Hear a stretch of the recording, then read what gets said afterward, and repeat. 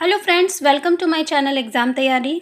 आज हम लोग साइंस का क्लास 8th का चैप्टर देखने वाले हैं, जो है फसल उत्पादन एवं प्रबंधन, क्रॉप प्रोडक्शन एंड मैनेजमेंट। तो इसमें हम देखेंगे कि फसल जो है जब किसान उगाता है तो सबसे पहली बात है कि फसल होती क्या है और फसल को उगाने के लिए वो कौन कौन सी विधियों का अपनाता है, कौन कौन से औजार जो है अपनाता है और कौन से मौसम में कौन सी फसल की जाती है और फसलों के प्रकार। तो आइए शुरू करते हैं। देखिए, फसल क्या है? जब एक ही किस्म के पौधे किसी स्थान पर बड़े पैमाने पर उगाए जाते हैं तो इसे फसल कहते हैं। जैसे हम लोग क्या कहते हैं कि आज आपके खेत में क्या हुआ है, सरसों की फसल हुई है ना, या फिर आलू की फसल है। तो जब एक पौधा होता है तब तो वो पौधा कहलाता है, 2-3 पौधे कर लेंगे हम तो भी नहीं। जब हम उसे एक बहुत बड़े पैमाने पे उगाते हैं, बहुत बड़े एरिया में, तो उसे हम फसल कहते हैं। ये फसल की डेफिनेशन है, ठीक है। अब फसल जो होती है उन्हें 2 भागों में बांटा गया है। 2 भागों में कैसे बांटा गया है? उसे मौसम के आधार पर बांटा गया है। तो फसल जो है वो 2 प्रकार के हैं, एक है खरीफ की फसल और दूसरी है रबी की फसल। तो ये क्वेश्चन जो है इसमें कई बार आया है, मैंने पेपर में देखा भी है प्रीवियस ईयर। देखिए, मैं आपको एक बात और बता दूं कि ये सिलेबस जो है वो कंप्लीट होने वाला है, 2-3 चैप्टर बस बचे हैं। उसके बाद मैं जो क्वेश्चन है प्रीवियस ईयर के वो स्टार्ट करूँगी ताकि आप लोग के रिवीजन हो जाए, क्योंकि आपको पता है कि आपका एग्ज़ाम जो है वो आने वाला है। 1-2 दिन में आपके जो एडमिट कार्ड है वो भी आ जाएंगे। अभी मैंने न्यूज़ देखी थी और आपका फिर जो 5 जुलाई को एग्ज़ाम होने वाला है वो ऑलमोस्ट कंफर्म है। तो आप तैयारी में अच्छे से लग जाइए, ठीक है। तो सबसे पहले क्या है? खरीफ फसल। वह फसल जिन्हें वर्षा ऋतु में बोया जाता है खरीफ फसल कहलाती है। तो क्या इंपॉर्टेंट है? जो वर्षा ऋतु में उगाई जाती है वो खरीफ फसल होती है। और भारत में वर्षा ऋतु जो है वो कब से होती है? जून से सितंबर तक होती है। तो यहाँ पे 2 बातें इंपॉर्टेंट है कि वर्षा ऋतु में कौन सी फसल उगाई जाती है? खरीफ की फसल।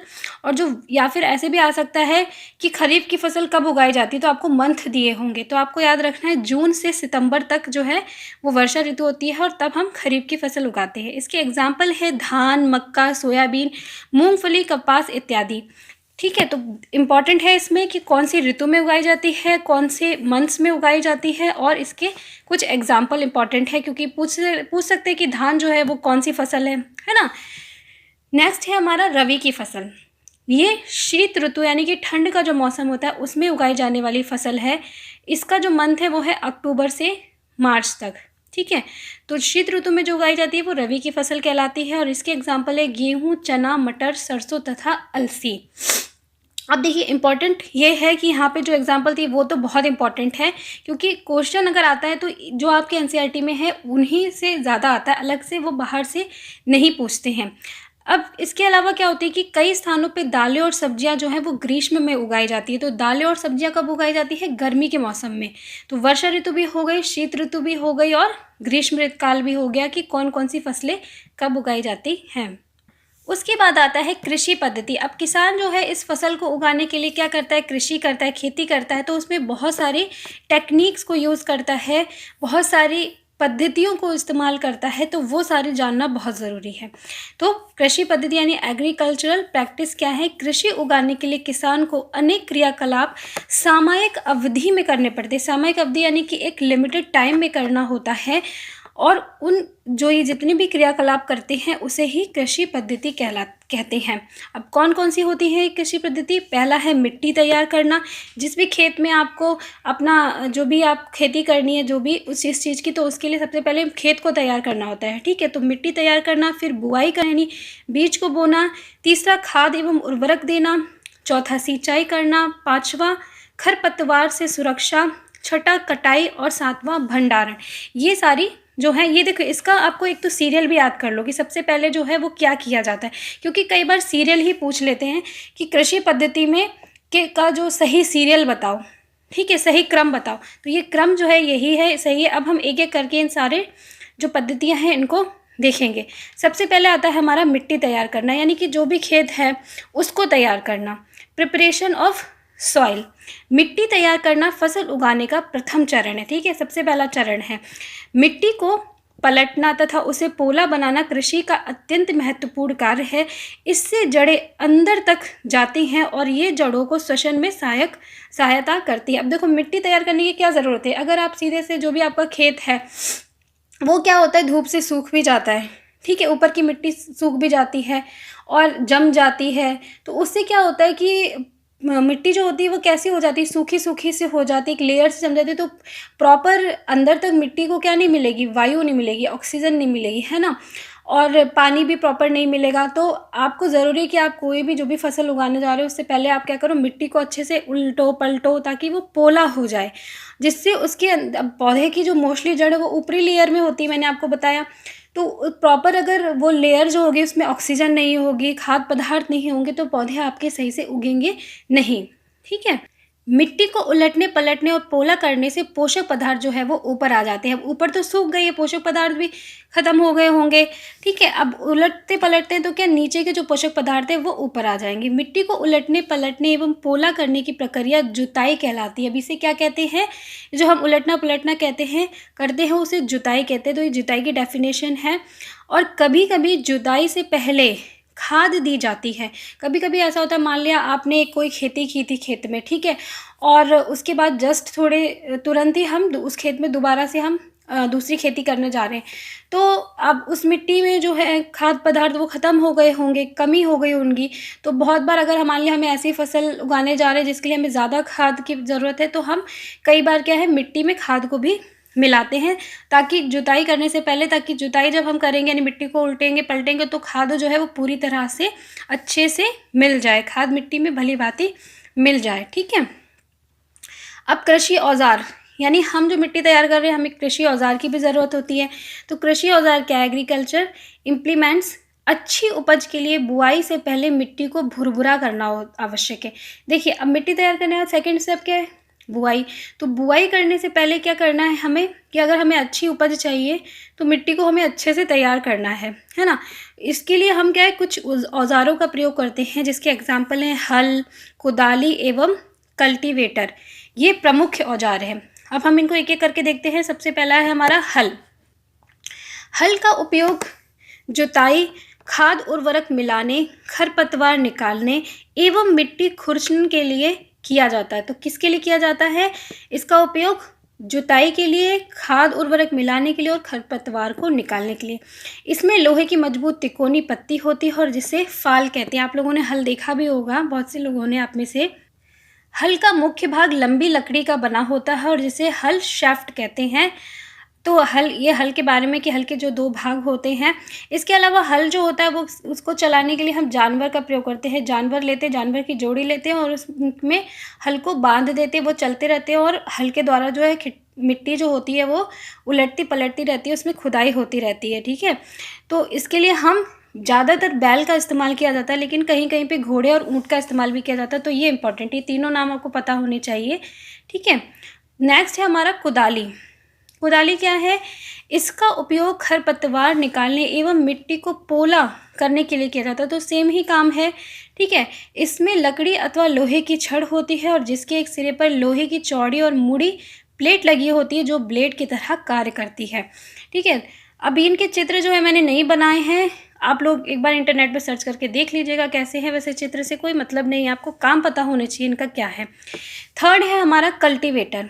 आजकल जुताई ट्रैक्टर द्वारा संचालित कल्टीवेटर से की जाती है। इससे श्रम एवं समय दोनों की बचत होती है। देखिए, तो कल्टीवेटर क्या है, कल्टीवेटर आप कह सकते हैं हल जो होते हैं उसका ही एक मॉडर्न रूप है। ठीक है, इसमें क्या होता है हम ट्रैक्टर के द्वारा करते हैं। जैसे उसमें जो बैल हैं, जानवर हैं, उनमें हम हल को बांध देते थे, लेकिन इसमें क्या है ट्रैक्टर होता है, इसमें कल्टीवेटर होता है और ये ट्रैक्टर चलता जाता है, पीछे से कल्टीवेटर लगा होता है, उसके द्वारा पूरा खेत जो है उसकी जुताई होती जाती है। ठीक है, अब नेक्स्ट स्टेप आता है सेकंड हमारा बुआई। बुआई यानी हमने अब मिट्टी तो तैयार कर लिया, अपना खेत तैयार कर लिया, अब हम जो भी फसल उगाने जा रहे हैं उसके बीज को बोएंगे। ठीक है, तो बुआई फसल उत्पादन का सबसे महत्वपूर्ण चरण है। सबसे महत्वपूर्ण चरण क्यों है, अगर हम बीज ही नहीं बोएंगे तो खेत में उगेगा क्या, फसल ही नहीं उगेगी। फसल उगाने के लिए भाई हमें बीज तो बोना ही है, तो बुआई क्या है सबसे महत्वपूर्ण चरण है और इसके लिए अच्छी गुणवत्ता वाले स्वस्थ बीज का चयन किया जाता है। यानी कि ऐसा नहीं है कि बीज हम कोई से भी बीज लाके हम उगा देंगे और हमें अच्छी खेती मिल जाएगी। अच्छी कृषि चाहिए, हमें अच्छी उपज चाहिए, तो हम अच्छे सबसे अच्छे बीजों को उगाया जाता है। बीजों को हम चेक कर सकते हैं, जैसे कुछ बीज कीड़े ने खा लिए, तो आप पानी में डालेंगे तो वो ऊपर तैर के आ जाएंगे, तो उन्हें हटा दीजिए, वो खराब बीज हो गए, पोला हो गए। बाकी जो बीज है वो अच्छे, उनको हम यूज़ करेंगे।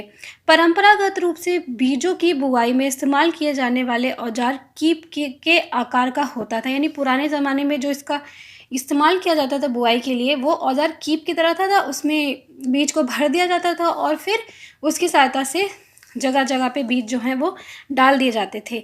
लेकिन आजकल क्या है, नए समय में सीड ड्रिल का उपयोग किया जाता है। सीड ड्रिल क्या है? आजकल बुआई के लिए ट्रैक्टर द्वारा संचालित सीड ड्रिल का उपयोग होता है और इससे बीजों में समान दूरी एवं गहराई बनी रहती है। समय एवं श्रम की भी जो है वो बचत होती है।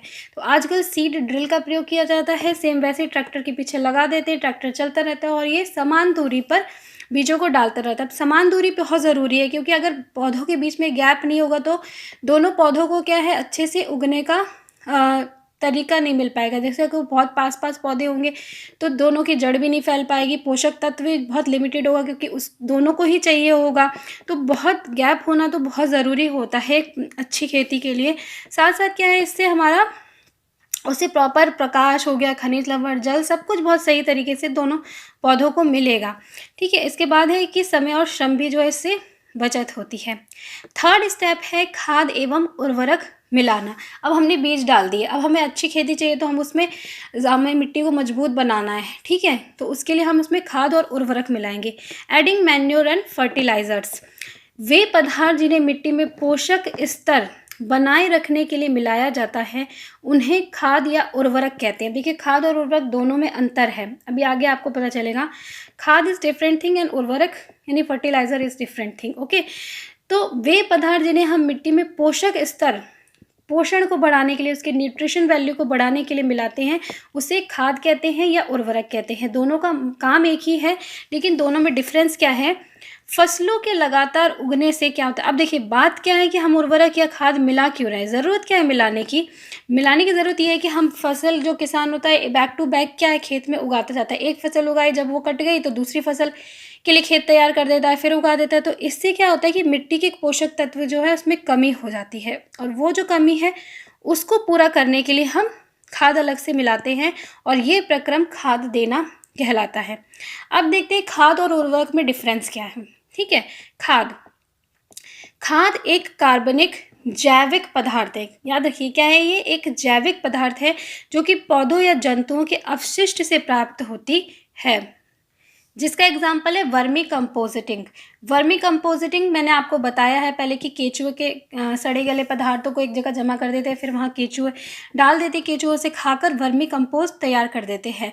वो हमारी क्या होती है? खाद। तो एक नेचुरल तरीका है, और ये जो खाद होती है वो कैसी होती है? जैविक होती है, कार्बनिक होती है, नेचुरल होती है। ठीक है, इसके अपोजिट उर्वरक क्या है? फर्टिलाइज़र जो है वो रासायनिक पदार्थ है। वो जैविक पदार्थ नहीं, वो रासायनिक पदार्थ हैं, क्योंकि वो केमिकल से बनते हैं और जो विशेष पोषकों से समृद्ध होते हैं।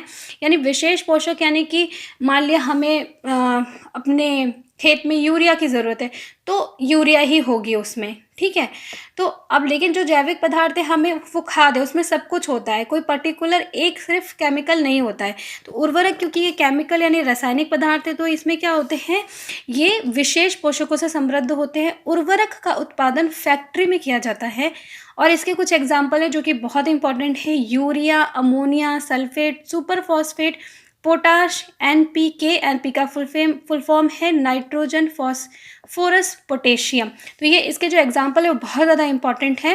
तो ये मेजर डिफरेंस था उर्वरक और खाद में। खाद क्या है? नेचुरल है, हमारी जैविक पदार्थ है, और उर्वरक जो है वो रासायनिक पदार्थ है, हम उसे फैक्ट्री में तैयार करते हैं।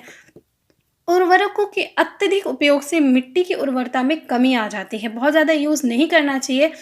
साथ साथ क्या है, ये जल प्रदूषण का भी स्रोत बन गए हैं, ये जल को भी प्रदूषित करते हैं। तो कोशिश हमें ये करना चाहिए कि हम नेचुरल जो हमारी जो खाद है, मैन्योर है, उसका इस्तेमाल करना चाहिए। फसल चक्रण, देखिए फसल चक्रण क्या होता है? जैसे मैंने अभी आपको बताया भी कि एक के बाद एक फसल जो है वो उगाई जाती है, तो यह फसल चक्रण क्या है? यह एक फसल के बाद खेत में दूसरी किस्म की फसल एकांतर क्रम में उगाए कर किया जाता है। यानी आपने एक फसल उगाई, उसके बाद जैसे ही वो तैयार हुई काट दी और उसके बाद हमने दूसरी फसल उगाई।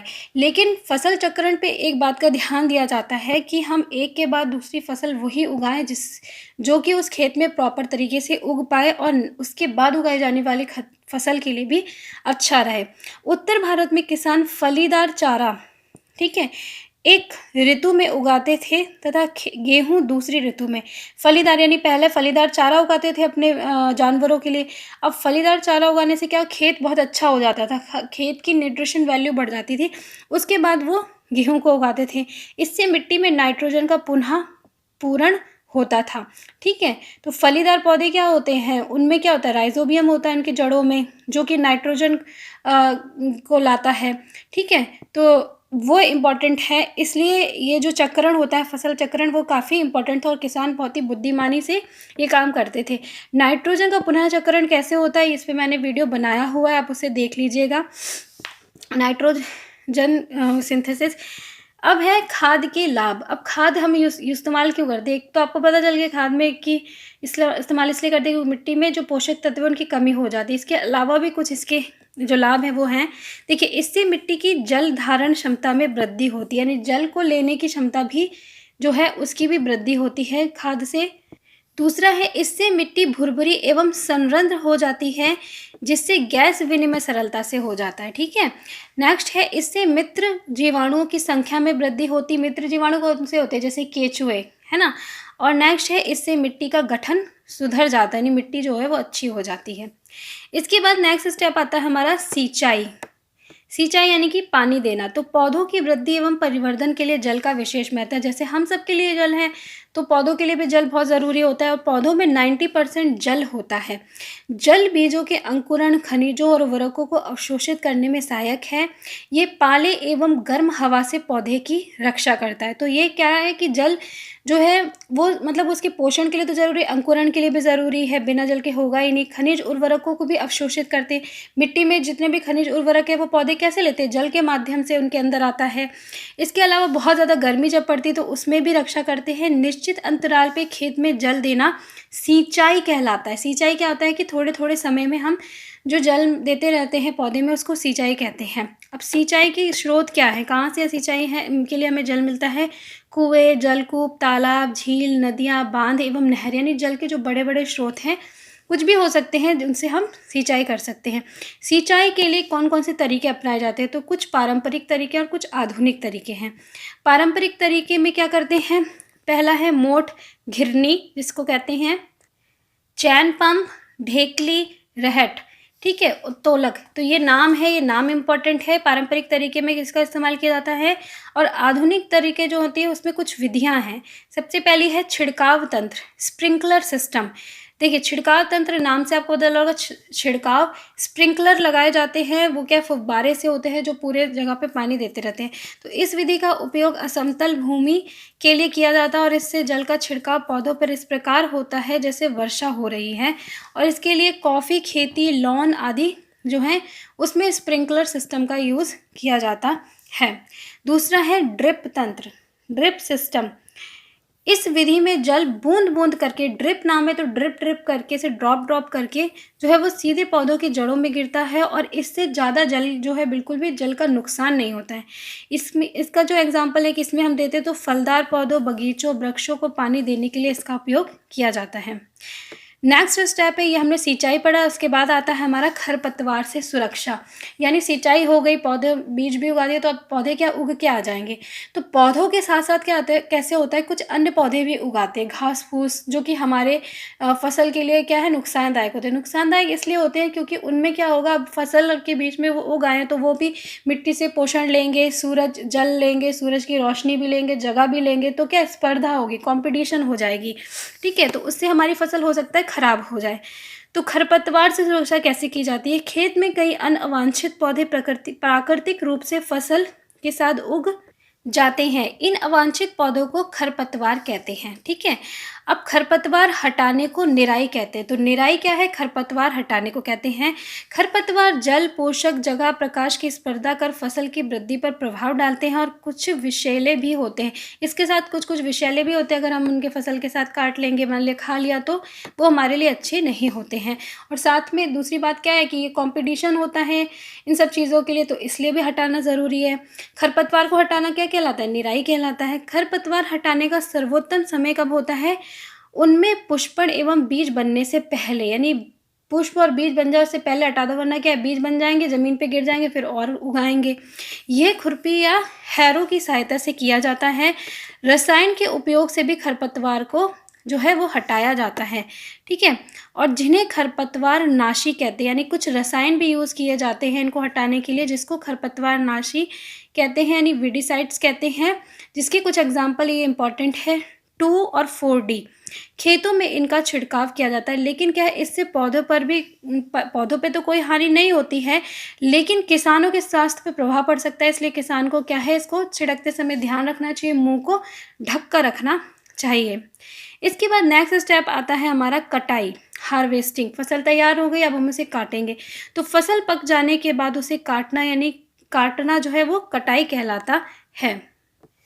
एक अनाज फसल को पकने में लगभग 3 से 4 महीने का समय लगता है और हमारे देश में दराती की सहायता से हाथ द्वारा कटाई की जाती है। तो कटाई किसके द्वारा की जाती है? दराती के द्वारा की जाती है, अथवा ये तो हाथ से हो गई, या फिर किसी मशीन का प्रयोग किया जाता है जिसे कि हार्वेस्टर कहते हैं।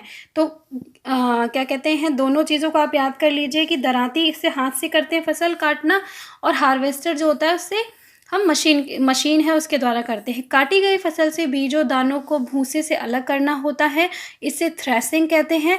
और यह कार्य कंबाइंड मशीन द्वारा किया जाता है, जो वास्तव में हार्वेस्टर और थ्रेसर का संयुक्त रूप है, ठीक है।